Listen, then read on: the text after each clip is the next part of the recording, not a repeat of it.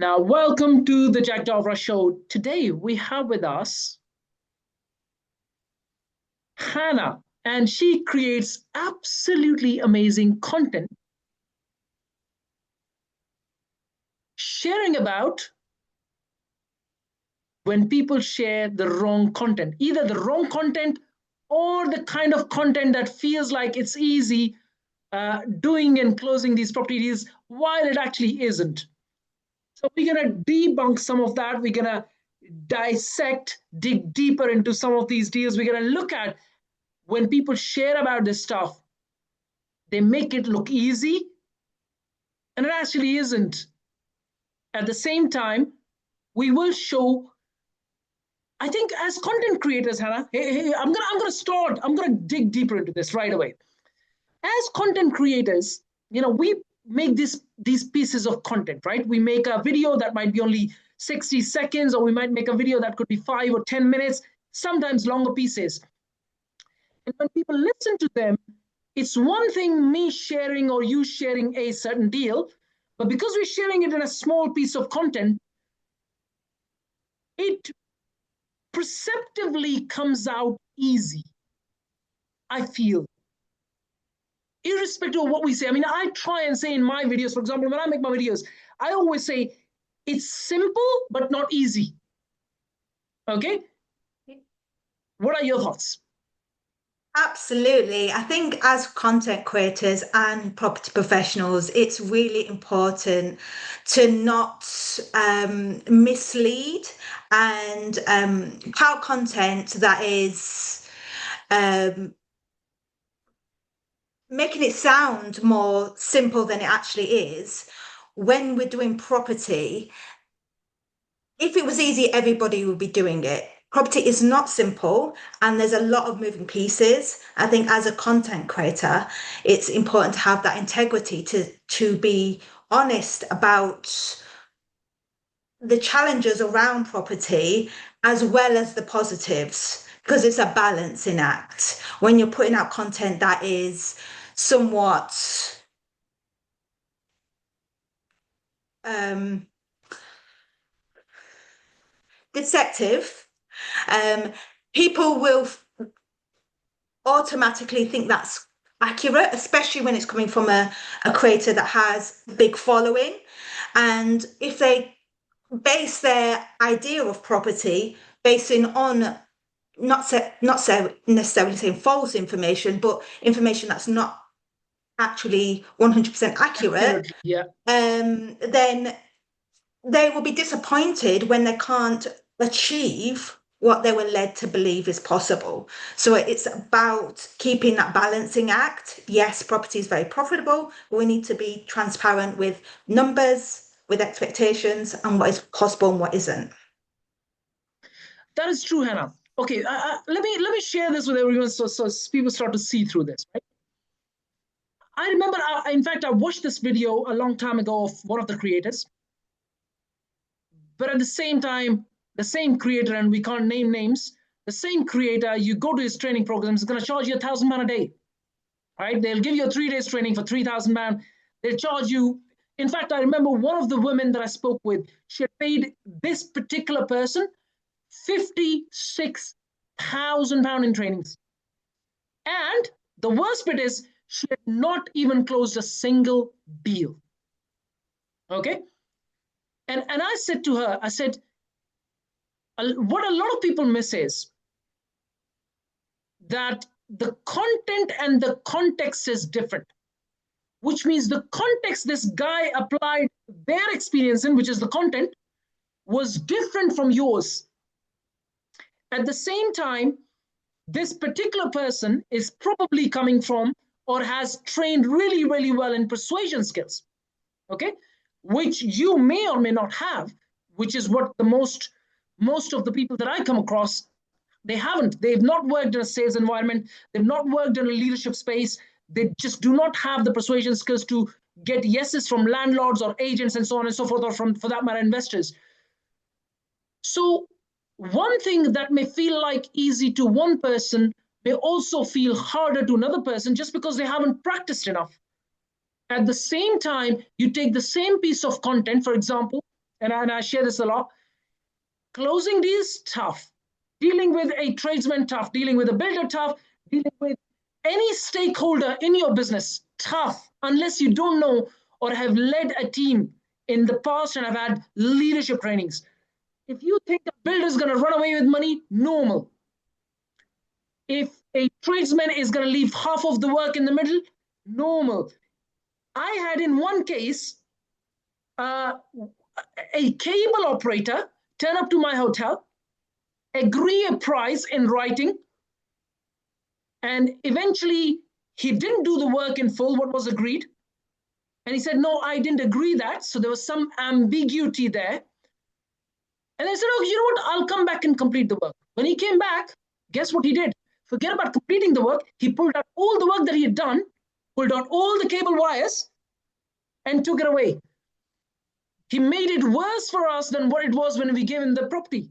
You know, I'm not going to take him to court, but you know what I mean, right? Nothing in property space is easy. But it's when you keep practicing over a sustained period of time that it starts to feel slightly easy. Or for that matter, one of the things I'd like to insist is that property, or for that matter, any business, is simple, but not easy. It's when you remove the complications around things, it becomes simple, but it never becomes easy. Okay, it never becomes completely easy. It's always a slight bit tough, irrespective of how much you've practiced. Now share your thoughts. Absolutely that. I think, you know, with property education, it's they try and say, okay, you only need to do these three steps and you can get a deal done. But when you actually start implementing it in real time, it is so much harder just to get an estate agent to speak to you and send you deals. It's very hard to sign up an investor, and you face a lot of rejection in property. And what it is that some mentors don't prepare their students for That that is true. impact. I felt it when I finished my first program, is I kind of felt I hit a wall, and I'm like, I was not prepared for what the reality of what property actually is. Now, 4 years later, I am in a stage that I feel comfortable being able to speak and do deals and work with high net worth individuals. Yeah. But that has taken years of practice and thousands of no's to get to where I am now. And I strongly believe it's really important, especially from creators and mentors, that they are preparing their students for success, because I believe, in my opinion, mentorship is ensuring the mentee is independent and is self-sufficient. It's not keeping them dependent on the educator, and the mentor success is a determination of the mentor's abilities and how good they can provide for people that want to come into the industry. Thank you for sharing that, Hannah. Here is a question for you. Mhm. Let's say a mentee invests 12 months of their time with a mentor, and 12 months later, that student is still isn't successful. Where do you put responsibility? Like, who is more responsible on a scale of 1 to 100 to why that person hasn't become successful? That student. Where is that? Where is that balance? I'd like to know your thoughts on this. Of course, that's a really great question. So I think it's, for me, it education can only take you so far. It's the action steps will get you to where you want to be. And I think there's blame I think there's blame on both sides, because if you are seeing your mentee, they're not taking the action steps, you need to step in and say, hey, are you okay? Do you need me to go over something? Do you need to sit down and have another one-to-one with me? Do we need to do something to get you to be taking action? It's the mentor's responsibility as well as the trainee, but it's important. Education can only take you so far. The mentee needs to want to be self-reliant, self motivation to take those action steps, even when it's hard, because property is not simple. Yeah. And if people are coming into the industry expecting it to be simple, they're not maybe in the wrong There's game. there's there's two things I'll share with you. I feel property is simple, Yes. but it's not easy. It's two No. different things, right? Yeah. A lot of people mix simple with easy. Hmm. It's simple when you've done it so many times that you know exactly what's happening. I'll tell you what happened this morning. I was working on my channel manager. We've got over 100 units under management. So I'm working with my channel manager. There's one mapping that's not working. I called booking.com. I called the channel manager. They both can't make it. Like they just both didn't know what to do. And now I don't own the channel. I just am a user. So I went in, because I've been doing this for so long, I could see one bit of wording in the mapping.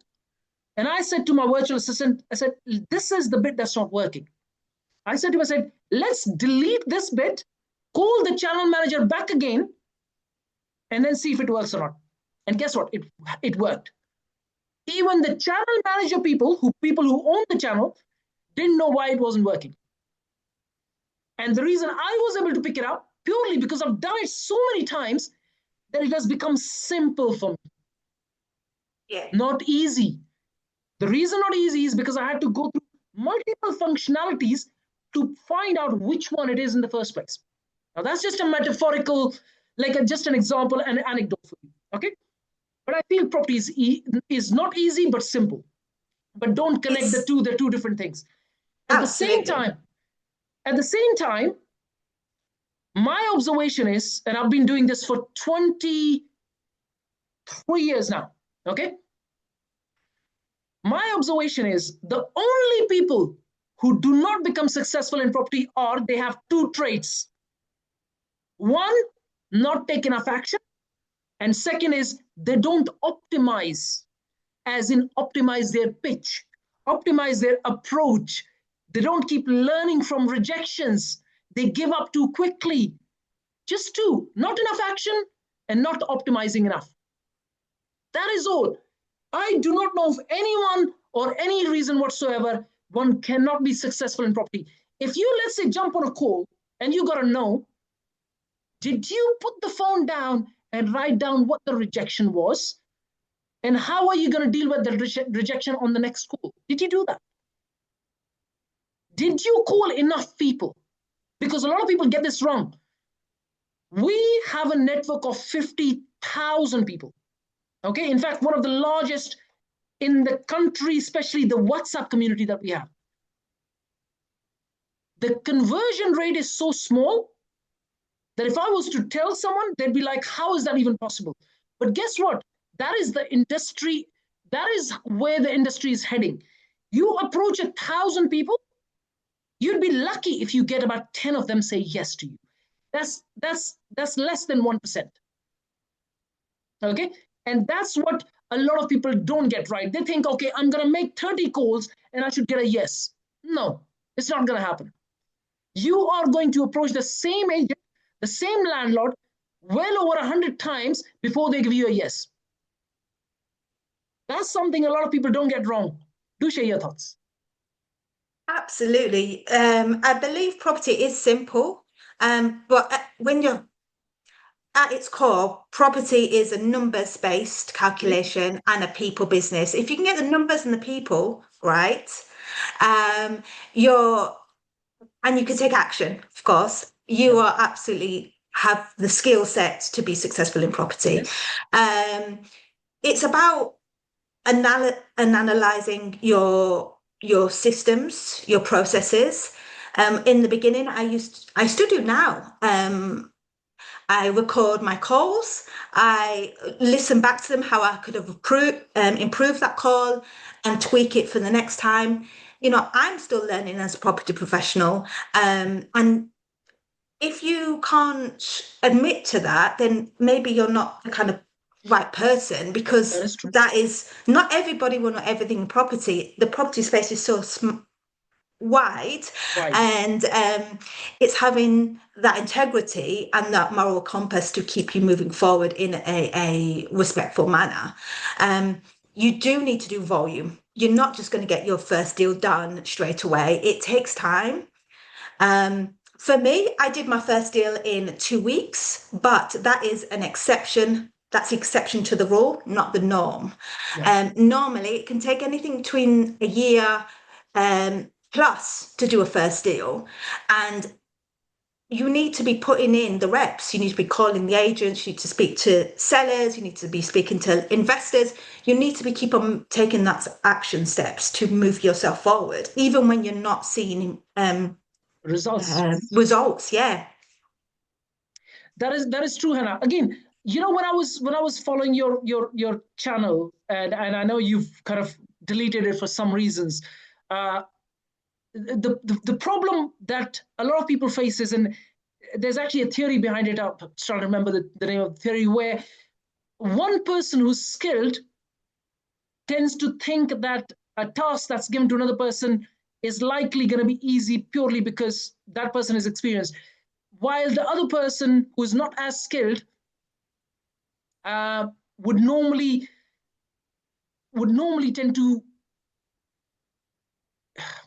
I'm trying to think of the name of the theory. I keep forgetting this one, but it's so important to understand that if you are that person who is not doing the reps, like you said, not doing the reps, okay, you're not gonna be able to close deals, right? Depending on the strategy, someone might be focused on watching this. You could be in a rent-to-rent space, you could be in hotel space, you could be in multi-unit block management space, you could be in estate agency space, you could be in planning, gain, development, conversion space, BMV, BRR space, whatever that may be for you, right? The first thing is to learn the game, like really, really learn the game. One thing I'd like to share with you, Hannah, which I don't know if you know, we're the only company in the country providing all property trainings for absolutely free. And that's covering every single strategy. That's covering planning gain, that's covering developments, that's covering conversions, that's covering BMV, BRR, that's covering rent to rent, that's covering block management, that's covering hotels. You name it, we cover it, and we give all of them for absolutely free. Back in the days, we used to charge £12,000. I got to the conclusion like, okay, we're going to give all these trainings for free. Anyway, going back to what I was sharing earlier, was what a lot of people get wrong is they underestimate the effort required to succeed in property.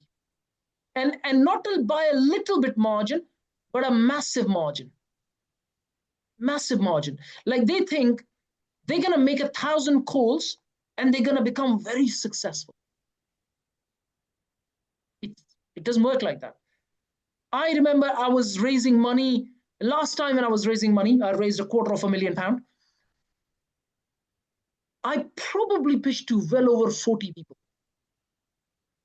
And this is someone at my level, and I'm not bragging, with sharing with lots of humility, at my level, in the sense of the skills that I bring, I'm fairly at a higher level when it comes to persuasion skills, leadership skills.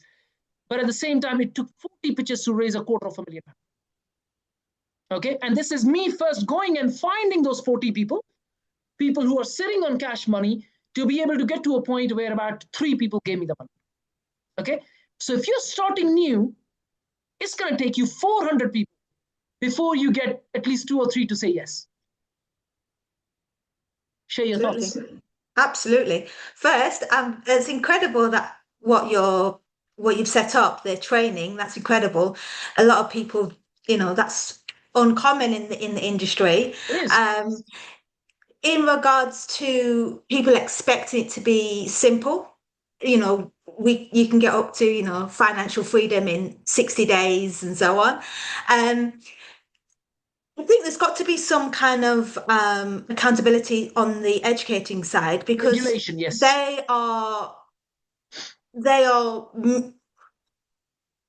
promoting that is possible, and people that go into those programs, they're taught that it's very simple, it's very easy to raise finance and to do deals with no money, and then when they come out of those programs They think after it's all easy. spending Yeah, yeah after spending thousands of pounds, getting themselves into debt as well, yeah. they start to try to implement it, and they find it's impossible, Yeah, and think to a certain degree the blame maybe needs to be placed at the educators as well as some individuals that um, are not capable of doing the action steps to get that done, because you've got to understand, like, high net worth individuals are not going to want to give you their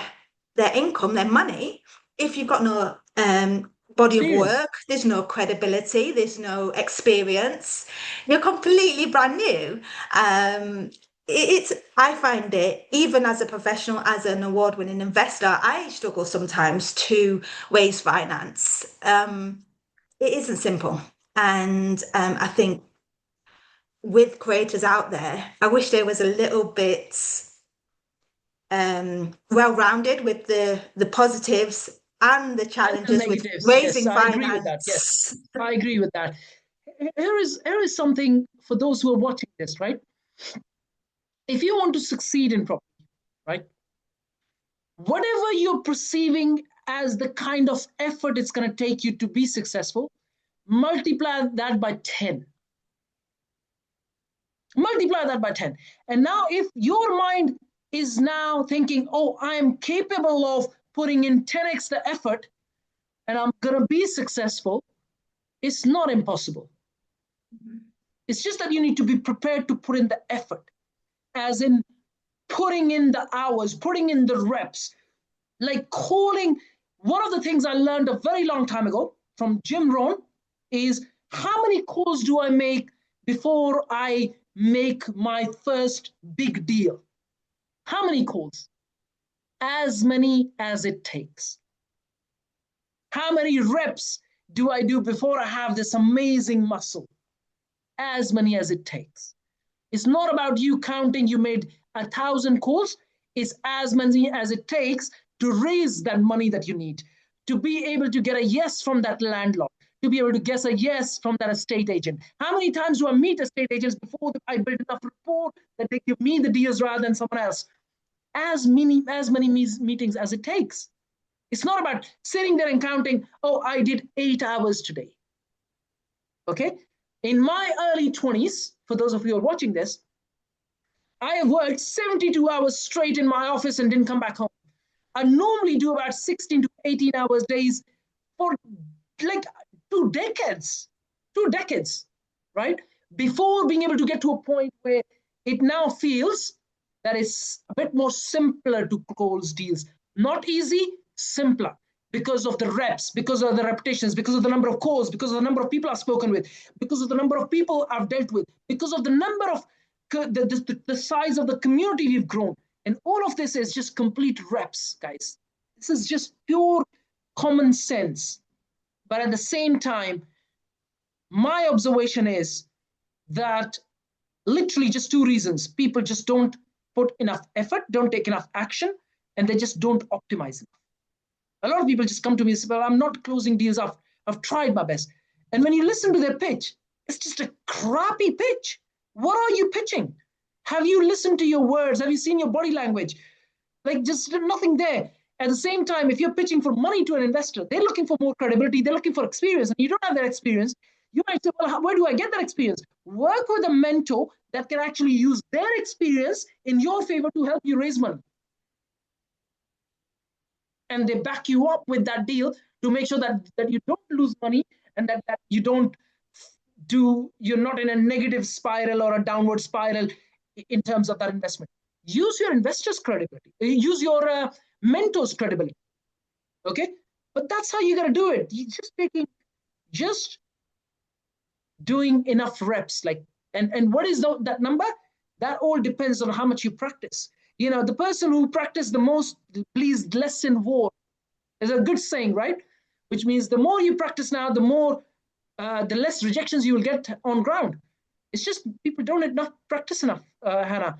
I remember back in the days, I'd stand in front of a mirror and practice. I'd switch on my phone camera and keep practicing, and I'd go back to the meetings and keep saying the same things. And I'd imagine the conversation I'm going to have while I'm trying to sleep, or when I get out before I walk into meetings. People don't do enough of it. I think it's a lot of people get a little bit overwhelmed by it. They get in their mind. They get caught up with imposter syndrome. They get disheartened because of the rejection I do, yes. and limiting beliefs. I think they feel stuck, and instead of feeling the fear and doing it anyway, they're like, well, I can't do it because I haven't done a deal. I can't do it because I have XYZ. There's always a reason, but you can't, everyone can do it. It's about pushing through that uncomfortable bit, because what the brain does is it keeps you in a state of limited beliefs and imposter syndrome, because the unknown to the brain is scary, so it wants to keep you in a comfort zone state. But the growth, the development, and the wealth is outside that comfort zone. So it's about pushing through and taking action steps. That's all you can do to move yourself forwards. That's a great point. Mindset, very cliche, very broad word to use. But one of the things that I observe, Hannah, is that the way I do it is, as long as I have 70% of the information, I tend to not wait. And then my decision takes about 3 seconds. Human brain is very highly capable of like literally finding an excuse to not do it. And if you take anything more than 3 seconds to make a decision, as long as you have 70% of the information, you're likely not going to do it. So don't let your brain trap you into making excuses for taking less action or no action. It's about just gathering enough information. Is it the right deal or not? And then if it is, 3 seconds, pick up the phone and try and close the deal. But you're right, it makes a big difference. It's just human brain is highly creative to find excuses that may or may not even exist to not actually take enough action. It is very true. And I can totally understand it as a point of view. I had a struggle in the first couple of months where I did my first deal, and it was like, okay, how do I now monopolize on that and do the next one and the next one? And I faced a lot of rejection between my first and second and third deal. And it's like, oh my gosh, this is a lot harder than I thought A it was lot going to harder, be. yeah. I called my mentor and I was like, it isn't as simple as it the program states it is. And you have to push through the uncomfortable bit. You have to push it out. You can't beat the system. That is just, you've just got to keep pushing that through, even as painful as it feels, as stressful as it feels. As soon as you're over that, everything is a lot more simple. Why don't you do one thing? Why don't you take my content and put it on the channel, and I will not come back to you for any defamation. I will not come back to you for anything. Use my videos. If you find Yeah. anything crappy in it, anything that's exaggerated, anything that feels undermining effort, do go ahead and use my videos. I would love to see someone do that with my videos. I've had a couple of people do it previously, but they've not done it from the perspective of constructive feedback, rather than it's been more like a dragging someone down kind of way.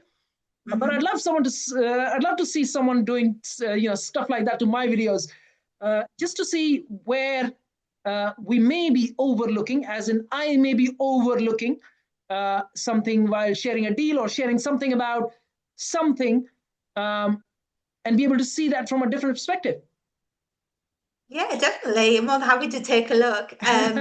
Like genuinely, I opened this page on an impulse because I have ADHD, and I didn't realize it would have so much attention and impact in the space. I had so many incredible comments and from very big creators as well. Um, in coming up to me and saying you're doing a great job, and I'm like, oh my gosh, that's incredible, that I've had that level of reach in such a small amount of time. I've had a lot of hate, but with my content, it isn't to criticize the individuals or that's putting out the content. It isn't a personal attack against them. But I think when you are a creator, as big as these creators are, you have a duty of care, in my opinion, to be transparent with the numbers, to be realistic with the expectations, because there's a lot of people that are going to trust these people just on their word at all, just straight away, because they're so big. And if they are trusting them on their word without doing any knowledge or any research, they're buying deals that may be the, not the, as good and they can be impacted negatively. That's why I opened the, the channel. yeah, yeah. Hannah, the problem is people don't buy reality; they buy dreams. Yeah. Okay, and so these people don't actually sell reality; they sell dreams. Okay, and the problem with content in and itself is that even when you're generating content and you're not selling anything, people still want to buy dreams. So they'll watch your content if you are selling dreams. Okay. But if you're selling reality, you're not going to get enough traction. Okay. And that is the problem with content in and itself. Remember, when you watch these influencers and you watch them in their Bentleys and Rolls Royces, or they're chilling out on a mega holiday, and most people are struggling to pay their bills, they're selling a dream. They're not selling a reality. And unfortunately, irrespective of what you and me can discuss about here, people are never going to buy reality. That is Yeah, human that's nature. That is human nature. Okay. If I was sitting there and thinking, if let's say I went out and I had a really tough day, right? And I keep sharing tough days. Imagine on a 365 days for any property investor, how many are tough days and how many are easy? Most of them are tough. And if they start going and shooting content about, oh, look at how crappy this day has been because of the toughness, imagine how many people are going to watch that content. People are not. That's human. that's That's human nature for you, Hannah. that's Okay. the problem, isn't it? It's Yeah. the unrealistic point of view of property, the fancy cars, the holidays, the Dubai and things like that. That is put on a pedestal, and the reality of the grind and They don't refurb put it things up. going They don't put it wrong. up. They don't put it No. up. Look, no one is going to create content and say, well, I've had a 20-hour day today Mhm. and I still lost money. Yeah. Okay. Or I've had a year where I've put in 18 hours day every single day and I made no money this year. No one is going to put that. No one is going to put that. I did a deal where I lost 100 grand. I spoke with a woman about a few months ago. She's a solicitor. She's done a deal through an auction. She's almost losing £1 million, about to go bankrupt. No one is going to put that kind of content out there that this is what can happen to you if you don't do it the right way. No one is going to do that. Okay. And that's because people just don't want to. Remember, there's equal responsibility. And but people, even if let's say someone did that, let's say I made a content and said, I got this deal on my portal which is actually losing money. In fact, I do have one deal which is losing money. And if I was to go and put that on the portal, no one is going to watch it. But at the same time, let me share with everyone a bit more reality. If any investor on the planet, any property developer, investor, property entrepreneur tells you on the planet that they've not lost money, they are lying to you. If they have done Yes. multiple Yeah. deals, if they've Yeah. done this person has been doing, this guy, girl has been doing it for 10, 15, 20 years, there's absolutely no way they would have done at least one deal in their portfolio that they've not lost money on. But guess what? People don't want to hear that. They don't want to hear that. What they want to hear is, oh, how did you do a deal that way you made £1 million? So where is the responsibility? You know what I mean, right? They say there's a lot of gray area. There's a lot of subjectivity to the content piece someone shares. There's a lot of gray area. And it's very, very difficult for anyone to realize the kind of effort unless they actually put in the effort to say, okay, this is what it takes. What is it actually? There are times, unless you get to at least a 2 million, 3 million pound portfolio, and you've got this rental income coming in, depending on how your portfolio might be structured. If you're not at that level, or if you're not got to that level, every day you would think, shall I just leave this and go back to my corporate job? That's what's going to happen. But you do need to get to that 2-3 million pound portfolio as a bare minimum to have a certain level of income to just be able to pay your bills. Yeah. Okay. Definitely. And if you're not at that, let's say 2-3 million pound level, what does it take to push through that level? And no one can tell you in real effort terms unless you actually go and put the effort in. Go and put the effort in. I always tell people, look, it's not about you, me talking about it here. It's about you going and closing that deal that's going to bring you £250,000, £1 million. Okay? There are deals out there, right? We did a deal where we made £600,000 from a single deal. Okay? I have another deal, which is a FRI lease hotel, which is losing about £1,000 a month. Both extreme sides of the coin. Okay? But you need to be prepared for that. And if you have not increased your pain tolerance, you just haven't got to that point yet. Very true. Every day, this is me almost every day getting up, and some guest has broken something this morning. A guest had broken a window. We're getting it repaired. We put a damage claim. Is it going to get cleared or not? We still have to pay from our pockets. Every day when I wake up, there is a problem. And you, as the founder, the investor, has to deal with the worst problems. And the only way you can do that is when you increase your pain tolerance. The psychological fence you need to create internally that anything that's happening in your business doesn't affect you. Yeah, and that pain tolerance gets bigger and bigger the bigger you get. The problems get bigger, the issues get bigger, and you've got to grow with it. Well, the deals get bigger, the profits get bigger, the losses get bigger, the pains get bigger. Literally everything keeps getting bigger with time, and you need to increase your tolerance towards everything. Absolutely. Absolutely. But I think because people are expecting it to be easy, and then they face the challenges of property, they give up before they even can make it a success. And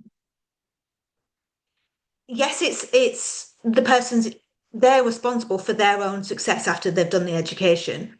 But it's also, if you're preparing the person for that rejection, for that to be hard, they may be more prepared to face the challenges of property when they do start their careers. There's a question for you, Hannah. How? Yeah. How? See, I'll make a point for you, okay? When someone joins military, right? They're put on the ground and they're doing these trainings, right? So they're becoming stronger. Someone walks into the gym, they're given the dumbbells to start doing their reps. But in property space, how do you get someone to deal with rejections, right? Let's say I'm a mentor and someone approaches me, and the only thing I can tell this person is, here is the leads, go and make calls. And then come back to me with rejections. But if they don't even make the calls, what happens then? Who is responsible? If you've given the person the tools and they don't take the action, it is them. But it's about the mentor saying, okay, to do one deal, you need to speak to 30, X number 40, of people. 50 agents. You need to speak with 100 investors. You're not going to speak to one person, get a deal done. You're going to need to put in effort. The conversion rate for property is low. So you Much need lower, to do, way lower. so much volume for your first deal to be successful and complete successfully. It's about putting that into perspective.